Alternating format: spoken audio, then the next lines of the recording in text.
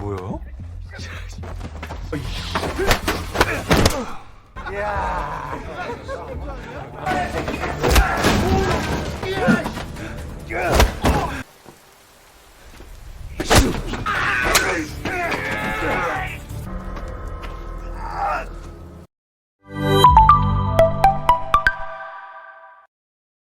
Assalamualaikum sahabatku semua, semoga sehat selalu ya. Kali ini kita akan membahas film yang berjudul Officer Black Belt.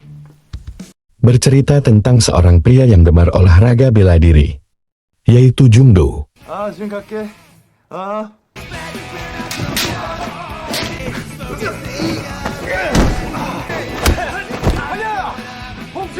Selain suka bela diri, Jung Do juga bekerja dengan ayahnya sebagai pengantar makanan.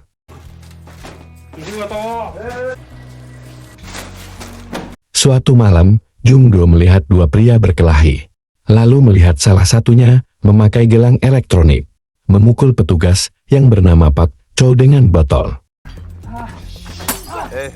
Kemudian, dengan mudah Jung Do menjatuhkan penjahat tersebut. 괜찮으세요? Esoknya, Jung Do diberikan penghargaan karena sudah membantu Pak Chow menangkap penjahat. 정말 감사합니다. 조심. 피지컬 장난 아닌데요. Kemudian Jung Do berkenalan dengan Kim Sun Min, manajer divisi pengawasan elektronik. Manajer Kim menyampaikan kalau divisi mereka di bawah Kementerian Hukum, yang bekerja mengawasi para residivis yang ditahan di rumah. Mendengar Jung Do juara dalam beberapa ilmu bela diri, manajer Kim meminta bantuan Jung Do menggantikan Pak Chow untuk sementara waktu sampai Pak Chow sembuh. Kemudian Jung Do meminta saran ketiga temannya. Temannya mendukung Jung Do untuk menjadi petugas pengawas. Lalu ayah Jung Do juga mendukung Jung Do bekerja. 알았어. Di kantor petugas pengawas, manajer Kim mengenalkan Jung Do kepada petugas yang lain. Lalu petugas Dung Won mengajari Jung Do tugas seorang pengawas. Dung Won berkata mereka mengawasi penjahat melalui aplikasi. Apabila baterai gelang kaki mencapai 30%, maka ikon akan berubah menjadi kuning. Lalu mereka mengingatkan residivis untuk mengisi baterai. Namun, jika tahanan tidak mau, maka mereka harus menemui residivis tersebut. Ketika bertugas, salah satu ikon berubah menjadi kuning. Kemudian, Jung Do mencoba mengingatkan residivis seksual yaitu Lee Yang Ho, agar segera mengisi ulang baterai gelang kakinya. Namun, karena Yang Ho tidak memperdulikan Jung Do melapor kepada manajer Kim kalau Yang Ho tidak mau bekerja sama. Lalu manajer Kim menyuruh anggotanya untuk menyiapkan Jung Do. 이거 써도 돼요? Setelah sampai di tujuan, Jung Do yang sudah biasa mengantar makanan tahu di mana alamat yang mereka tuju. Lalu berkata kalau dia akan menunggu di depan jendela. Sementara manajer Kim masuk dari pintu depan. Kemudian, ketika manajer Kim memanggil Yang Ho, wanita yang hendak diperkosa berteriak minta tolong. Lalu wanita itu membuka pintu untuk manajer Kim. Sementara, Yang Ho mencoba kabur dari jendela. Jung Do yang sudah menunggu di depan jendela dengan mudah melumpuhkan Yang Ho. Ketika berjaga lagi, salah satu penjahat pedofil keluar dari area yang sudah ditentukan. Kemudian, Jung Do melihat penjahat itu sedang mengintai anak kecil. Seketika Jung Do marah dan hendak memukul penjahat itu. Namun manajer Kim menahan Jung Do agar tidak terjadi masalah. Setelah ditangkap, manajer Kim mengajak Jung Do makan. Jung Do meminta manajer Kim juga mengajak temannya. 안녕하세요. 예. 누구예요? Setelah selesai minum, Dongju melaporkan kepada manajer Kim kalau residivis Mindo melepaskan gelang kakinya. Karena lokasinya dekat dengan manajer Kim berkata kalau dia dan Jung Do akan mencari tahu keberadaan residivis Mindo. Lalu si gendut menawarkan naik mobilnya pergi ke lokasi terakhir residivis Mindo. Setelah sampai, manajer Kim menemukan gelang kaki Mindo. Karena tidak ketemu residivis Mindo, si gendut menggunakan drone-nya untuk mencari Mindo. Setelah mengetahui lokasi Mindo, Jungdo berlari menuju lokasi.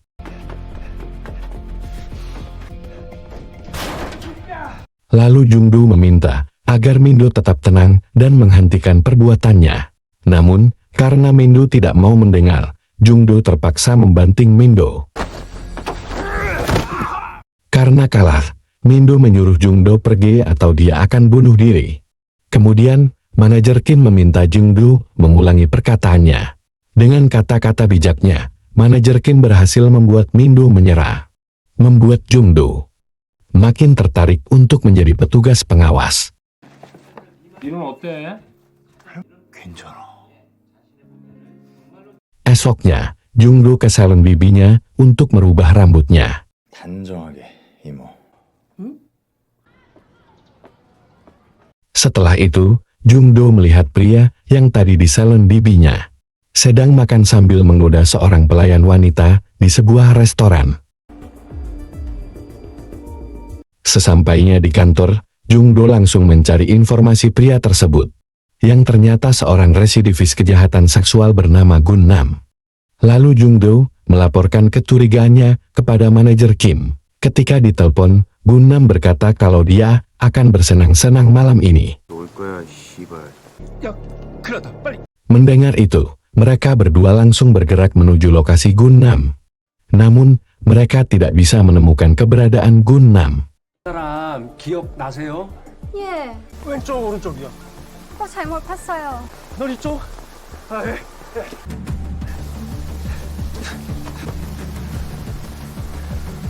Ketika melihat salon, Jungdo langsung teringat dengan bibinya. Di salon bibi Jungdo, Gun Nam mencoba memperkosa bibi Jungdo.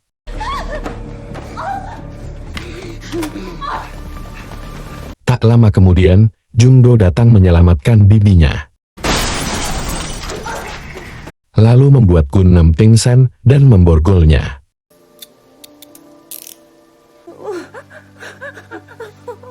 Esoknya di kantor pengawas, kepala pengawas mengatakan akan mengirim 2 pengawas untuk memasang gelang kaki ke seorang residivis seksual yaitu Kijung. Kijung adalah seorang residivis yang sudah melecehkan 15 anak perempuan yang berusia di bawah 13 tahun. Kijung sudah menjalani 20 tahun di penjara dan akan memakai gelang elektronik selama 10 tahun. Kepala pengawas juga meminta manajer Kim untuk mencari orang lagi yang mau bekerja sebagai petugas pengawas. Setelah rapat, Jungdo yang sudah menunggu di luar berkata kalau dia ingin bekerja sebagai petugas pengawas. Mendengar itu, manajer Kim langsung menerima Jungdo, lalu memberikannya seragam serta membawa Jungdo untuk memasang gelang kaki ke residivis Kijung. Ketika bertemu, Jungdo dan manajer Kim terkejut melihat tubuh Kijung yang besar. Setelah memasang gelang elektronik, polisi dan petugas pengawas membawa Kijung ke rumahnya. Mereka disambut para pengunjuk rasa yang menginginkan Kijung mati.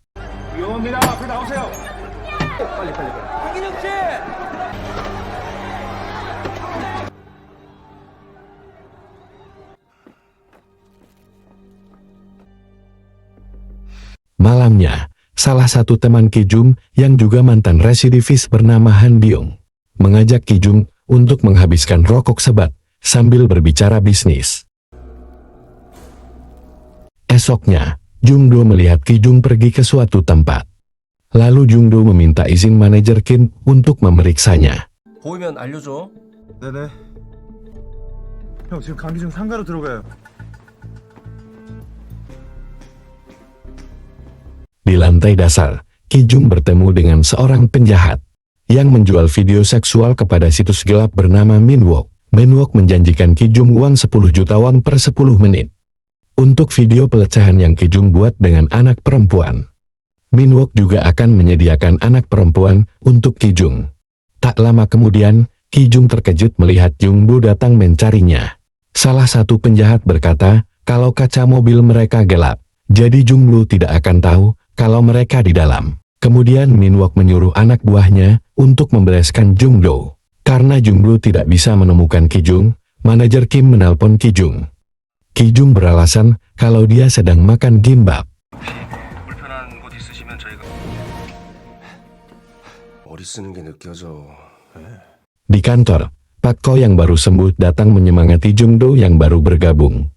Lalu Pak Ko memberikan sarung tangan taktis sebagai hadiah untuk Jung Do. 파이팅! 귀여워. 너 왜 여기 혼자 있어? Di tempat lain, Han Byung mengajak Yang Ho untuk bekerja sama. Lalu mengajak Ki Jung ke lokasi pembuatan video nanti. 여배우 구했고 계약금도 주셨고 Esoknya, Pak Cho melaporkan kalau Yang Ho keluar dari area yang sudah ditentukan. Lalu manajer Kim meminta Jung Do yang sedang mengikuti Ki Jung untuk menelponnya jika ada masalah. Sementara manajer Kim dan Pak Ko mendatangi lokasi Yang Ho.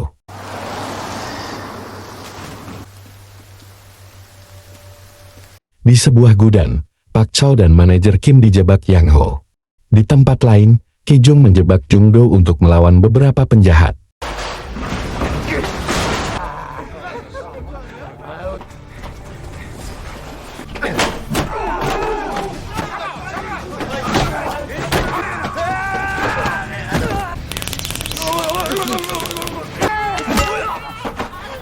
Yang Ho berhasil melumpuhkan manajer Kim dengan sebuah pemukul baseball.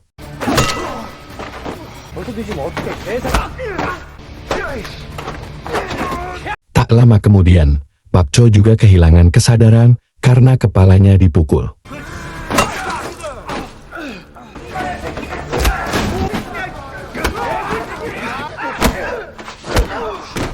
Setelah berhasil mengalahkan beberapa penjahat, Jung Do berlari ke apartemen Ki Jung.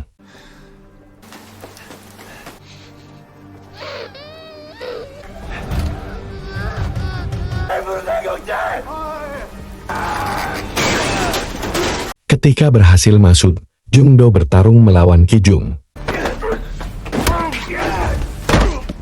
Lalu Han Byung datang menusuk Jung Do.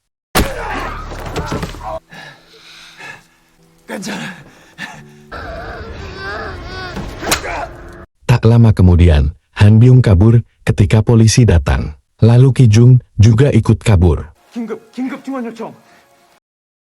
Di rumah sakit, ayah Jung Do marah-marah melihat anaknya terluka parah. Kemudian Jung Do menanyakan kabar manajer Kim dan Pak Chow. Kepala pengawas berkata, kalau saat ini, manajer Kim sedang dioperasi karena patah tulang leher. Sementara Pak Chow meninggal di tempat. Mendengar itu, Jung Do tak mampu menahan tangisannya.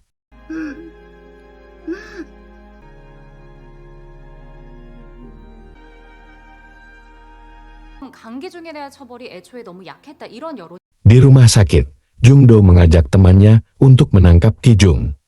Jung Do memberitahu nomor plat mobil yang pernah dia lihat. Lalu meminta temannya untuk mempersiapkan barang keperluannya nanti. 설사한테 맞을까? Dengan bantuan kakak si Gendut, mereka berhasil mendapatkan pemilik mobil. Lalu mereka pergi menuju apartemen Min Wok untuk menginterogasi Min Wok. Setelah pintu terbuka, mereka langsung menyekap Min Wok. Kemudian, kakak si Gendut berhasil meretas komputer Min Wok yang berisikan video pelecehan anak perempuan. 이거 뭐야? Ketika menginterogasi, tanpa sengaja Jung Do menusuk mata Min Wok, membuat Min Wok takut buta, lalu memberitahukan semuanya. 거기 가면 찾을 수 있을 거예요. 네, 긴급 신고 112입니다. 여기 미성년자 외설물을 만든. Ketika Jung Do dan temannya hendak menangkap Ki Jung, ayah Jung Do yang khawatir melarang Jung Do pergi. Jung Do berkata kalau dulu dia tidak peduli, karena tidak tahu. Namun setelah Jung Do tahu tentang kejahatan seksual, yang membuat seseorang mengalami trauma seumur hidupnya, Jung Do tidak bisa membiarkan penjahat lolos begitu saja. Mendengar itu, ayah Jung Do mengerti lalu menyemangati Jungdo. 몸 조심해. 네. Setelah sampai di lokasi, Jungdo dan temannya langsung mencari Kijung. 보신 적 있으세요? 아니요, 못 봤는데요. 보신 적 있으신가요? 처음 보는 사람이에요. 저거 봐. 야, 내가 깜빵에 전화 살려주고 내가 할 테니까 잘 가 있어. Ketika menemukan lokasi Kijung, Jungdo melawan beberapa penjahat. Sementara Kijung kabur.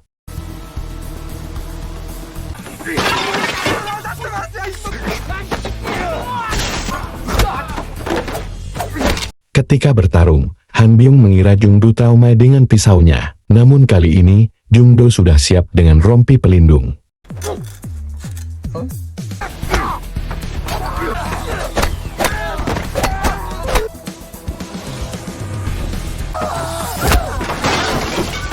Setelah berhasil mengalahkan teman Kijung, Jungdo langsung berlari mendatangi Kijung. Dengan bantuan drone si gendut, Jungdo berhasil menemukan Kijung. Pertarungan mereka pun dimulai.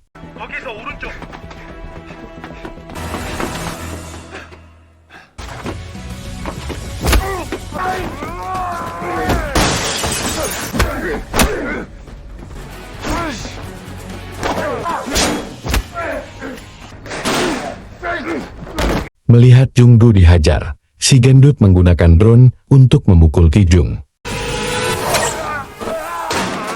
Lalu Jungdo menghajar Kijung sampai pingsan lalu memborgolnya. 당신은 묵비권을 행사할 수 있는 권리가 Beberapa hari kemudian, Presiden Park Muji memberikan penghargaan kepada Jungdo dan teman-temannya karena berhasil menangkap Kijung.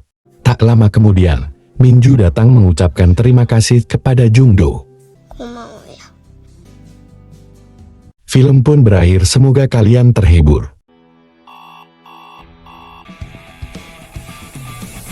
Jangan lupa like, komen, dan subscribe. Terima kasih.